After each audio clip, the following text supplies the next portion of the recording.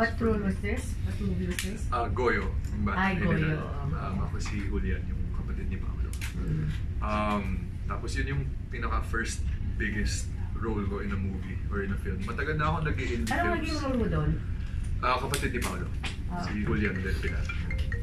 Matagal ka na nag-i-indie. Yeah, nag-start ako with indie films nung Cinemalaya 2014 or 13. Tapos since then, ano din ako, I think last year nag-Cinema 1 ako. So, matagal na ako nag-indie films actually. Started in theater talaga, pero you know, I've been doing indie films for the last few years. And nung nakuha ko yung Goyo after the audition. You auditioned for it? Okay. It's been really good for my career, so I'm really thankful. And then yun, I was able to meet with Viva and they were kind enough to make an offer. So, of course, kilala ko naman ng Viva. Ano pinapos mo sa New York University? Communications. So, 2013. 2013? So, nag-start talaga ako sa teatro. And then, 14? College. College days pa? College ako, nag-start ako 2013. Ay, natapos ako 2013. And then, nag-start ako, nung umuwi ako that year, nag-start ako, I did Grease, yung musical. So, nag-start talaga ako in theater. And then, after that, did mga serye, and then, few indie films. Yun. But malaking bagay talaga sa akin yung Goyo. I'm really thankful. May dalawang pelikula ka na ginawa na nang dinirect ng daddy mo. Yung isa nung 96, bata pa ako eh. Abot kamay ang pangarap. Tapos, ayun kay Maricel. And then yung latest was yung Hari ng Tondo. Yung Cinemalaya. 2014. Markado yun eh. 2014 na? 2014 yun. And then, hindi mo nahibigan mag-filmmaker kasi siyempre ang daddy mo. I think, ang nanay mo writer. Minsan iniisip ko, pero ngayon gusto ko pang umarte. Parang I feel like there's still things left for me to do as an actor. So gusto ko muna. Acting talaga ang gusto mo. And the last year has been very, very good for me. I'm happy with the projects I've been getting. And parang happy din ako sa mga roles. So it's been a very good, I'm just riding the wave. Kasi minsan kasi, di ba, minsan nawawala yung mga projects. Right now, I'm on a very good wave. So I'm just enjoying and very thankful. Di ba nasa Kambal-Karibal ka? Last year yun, this year lang? This year. Natapos siya nung few months ago. Wala kang bagong series? Meron ngayon, I did my first series sa ABS, kakatapos lang, yung Nang Ngumiti ang Langit. Digital ano yun, di ba? Digital ba siya? Hindi, parang daytime ata siya. Kaya sa RSP yun. Kasama si Christine? Ka-eksena ko sila Christine, Kay, RK. Tapos, Hindi ba mahirap maging anak ng prominenteng director sa writer, tapos syempre yung pressure sa'yo na achiever ka? Actually, nung una nakaka-pressure kasi of course, naalala ko nung nag-acting workshop ako with Tita Gina Alahar. Ninang mo yun? Ang comment niya sa akin nung workshop parang, alam mo ang problema mo is gusto mong maging magaling sa workshop. Parang you can't be a good actor, sabi niya sa akin, kung gusto mong maging magaling. So, I still remember that to this day kasi pag gumagawa ako ng role or playing a part, parang you can't, dapat yung intention mo is hindi na magaling ka, dapat yung character talaga yung importante. So, in the start, parang nakaka-pressure siya, but the longer I've been in the industry, which is now siguro 5 years, I've realized that it's actually very helpful eh, kasi may mga mentors, ako yung magulang ko are very big mentors for me. Kung halimbawa nagkamali ako sa set or na-traffic ako tapos late ako, alam ko kung anong gagawin ko, like yung pagka-professionalism, I have people to look up to. Kung nagkakamali ako or I make a mistake, sorry lang, diretso lang. Kung napagalitan ako, it's not personal. These are things that I learned from them and they taught me parang how to carry myself in the industry and they've been very helpful, very helpful. Hindi ko masasabi na it's hard eh, kasi madali. I'm certainly afforded more opportunities because of the connections I've had.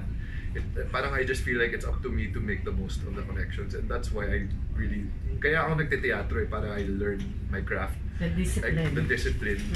Kasi in terms of, I've been blessed and lucky enough to have the opportunity because of who I'm related to. Pero I think it's important for me to learn what I have to do for my craft. Kung hinire ako ng director or producer na, they need to know that I know how to do my job. So yun ang importante for me. Anong advantage at disadvantage if there is sa pagiging pagkakaroon mo ng celebrity parents, and of course yung showbiz lineage mo, of course apo ka ni Armida Siguion Reyna. I think, well, hindi ko naman masasabing disadvantage siya, pero I think sometimes people may think na I don't know, people might think na at that time na nag-umpisa ako, hindi ako ready and napapadala lang ako sa mga auditions because of I'm related to so and so. I think sometimes when I was starting, there was an impression na hindi pa talaga ako marunong and I'm only getting roles and jobs because of who I'm related to. That's why it's very important for me to do these indie projects or theater, and it's a big part of who I am, I think, as an actor, to do projects that showcase my acting. Kasi, you know, truthfully, I think I'm hired because I can act. I'm not hired because marami akong followers. I'm not hired because parang iba yung yun yung brand of actor ko. I think people hire me because I can play roles as well as I can, and I think I'm a working actor and I'm trained in my craft. So yun ang importante sa akin. And in terms of advantages, I think nakakatulong talaga yung, you know, as I mentioned, they're very good mentors to me and for me. And I think people who they have had good relationships with, like you guys, are kind to me because they've had a good relationship with my parents or family. So nakakatulong talaga. Ano usually ang advice ng parents mo? Your dad and your mom? Actually, iba sila. Yung advice ng dad ko is more on the craft of acting. Parang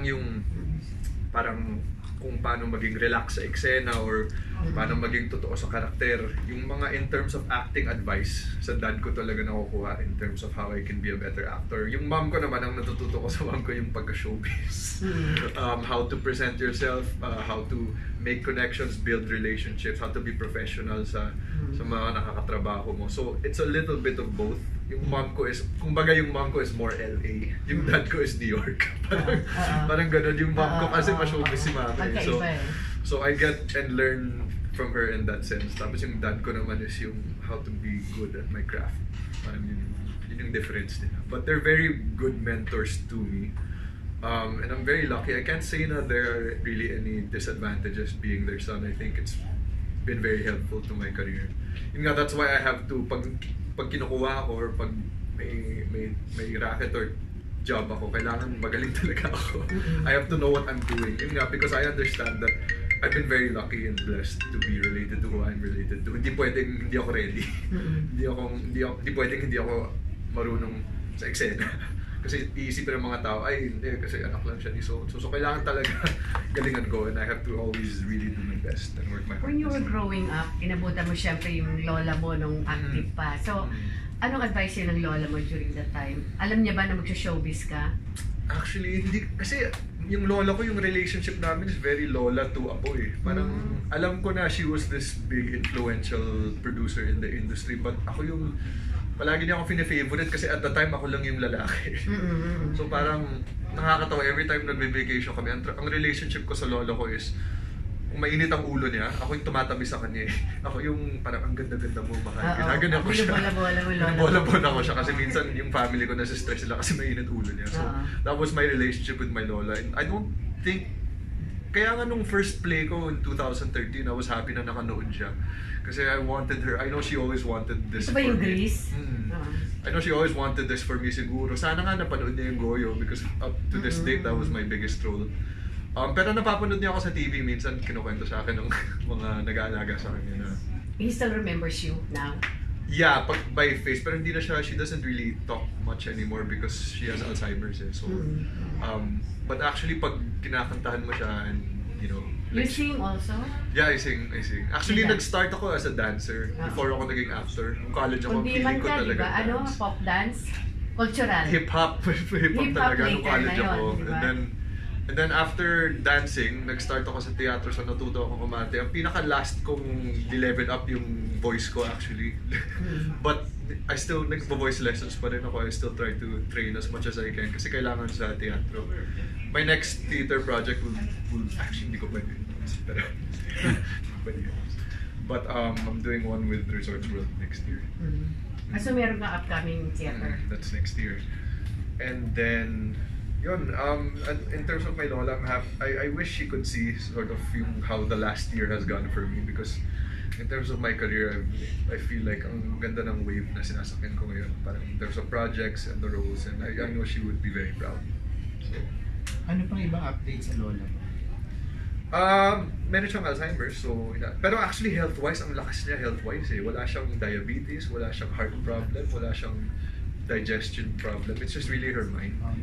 So, pero kahit ano, pag nagla-lunch kami every Sunday sa bahay niya, kahit ano pwede na kainin eh. Mahilig siya sa sweets, kumakain pa rin siya ng cake or, prutas. Mahilig talaga siya sa sugar. Pero in terms of how, hindi na siya masyadong nakakasalita or nakakapag-communicate. Pero kilala niya yung mga tao eh. Actually kasi, when he sees you, anong reaction I know she still remembers kasi nung pag halimbawa, minsan birthday siya, tapos kakanta mga ibang tao na naawitan kita. Parang yung mukha niya parang nagla-line up. And then, I remember recently when Isabel Granada passed away, binagsabi sa kanya nung Sunday lunch namin, sabi. Kasi nagkatrabaho sila, they did a few movies, and kasama rin si Isabel Granada. Ligaya.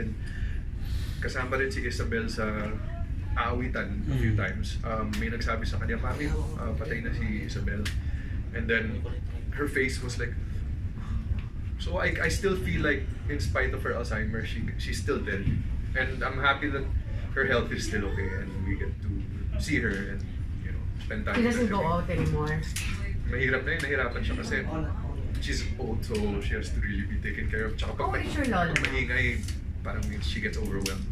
She's, I think, 89, late 80s na siya. I think she's around 89. So, it all started happening when my lolo passed away in 2013. I think nalungkot siya. Sobrang lungkot yun. And, kasi before that, okay siya. Ganun pa rin siya. Namatay lolo ko 2010. So, I think nalungkot siya from 2010. 2013, nakikita na namin nila parang. Kasi hindi na siya lumalabas after that. I really think she got sad. But, yun lang, that's why every Sunday and Wednesdays, nakikita kami. We go to her house, tapos nagla-lunch kami or dinner. Usually lunch kasi nantok siya by dinner. But ano pa rin, we're still very active in terms of how often we see her. Is your sister older sa'yo? 1 year older. 1 year old. So, kayong dalawa lang magkapatid, di ba? Oo. Anong pangalan ng elder sister mo? Aya. Ang nickname niya Aya, pero people call her, I think, Sarah sa job niya. Ang real name niya Sarah. Pero ang tawag namin sa kanya, Aya. What does she do? She works for Lifestyle Asia, yung travel magazine. Tinry niya mag-abogado, pero Is she? hindi rin niya passion. Kaya niloloko namin siya, parang, naging writer ka na rin. Ang dami nating artists, puro artists yung generation namin. So related din talaga sa art, no? Kasi si Chris... So she's writer? Yeah, she writes for a lifestyle magazine. So, parang journalist. Yeah. Papa, kumusta ang love life? May girlfriend? Yes, si Yana Laurel. Sino? Laurel? Yana Laurel. Yeah, I know her. Taga-teatro din siya. She was yeah. last seen in Huling El Bimbo. Gaano na kayong katagal? 3 years na kami. 3 years na kami. Where is she now? How is she? She's good. Nasa siya ngayon, Dumaguete. May show sila doon. She's doing a show with... Say hi to her. Sagot, Tita Astor says hi to her. Yeah. Oh. She's good. Happy naman. She's had a good year din eh. Parang happy kami kasi yung last... She's very pretty. Pareho kayo ng interest eh. Diba? And there's a lot in common kasi yung pamilya niya rin galing rin sa politics and show business. And ganun rin yung pamilya. Pamangkin siya ni Kokoy Laurel. And kapatid ni Franco. So, we have a lot in common kasi yung family ko ganun din. Nanggaling rin kami sa politics and show business. So, there's a lot in common there. Wala pang planong 11 na. Career muna for us too. Pero we've been together for a while, so it's not far away from the picture. Di ba nagpo-model ka rin? Nung umpisa. Pati ba sa New York Pero model kung may opportunities, why not? You're 6'4", di ba? 6 foot, yeah. Oo. Kahit actually, I tried everything eh. Kasi I feel like kung gusto mo mag-showbiz, kailangan everything i-try mo. Kung kaya mo, dapat umuo. Ganun yung mindset ko. Lahat ng opportunities, That's what may turo sa akin yan ni Bibet eh. Kung kaya mo, umuo ka lang. So, lahat, actually, pili ko lahat, nag-model na ako, sumayaw na ako, kumanta na ako. But I think yung niche ko talaga, and I think I get hired for my acting. Which Pero is why, that helps eh. yeah. Diba? I think which is why I was really happy when Viva was in the picture, kasi I know that they produce a lot of really good movies that, you know, and I want to be a part of their pool of talent so I can be considered for roles in their movies, so I'm really happy. What do you want? What kind of acting do you want? Anything, everything, lahat. Feeling ko kaya ko mag-comedy, feeling ko kaya ko mag-drama. Kasi ang dami ko ng years in teatro actually, so I really feel like I'm at this point in my career, I'm very confident about my acting. Naka-eksena ko na si... ang stage eh, or ang theater. Naka-eksena ko na si Tito Eddie, Aisa, Tito Robert Arevalo. Ang dami ko nung naka-eksena na legend, and I've learned a lot from them, and I feel like at this point I'm just very confident, and ano na lang, I just want more projects, and you know, given the chance, sino gusto mo makapareha or sino gusto mo makatrabaho? Nakatrabaho ko na siya nung bata ako, pero now, si Pen Medina gusto ko makatrabaho eh. Ulit. Ano siya? Kasi ang galing ni Umarte.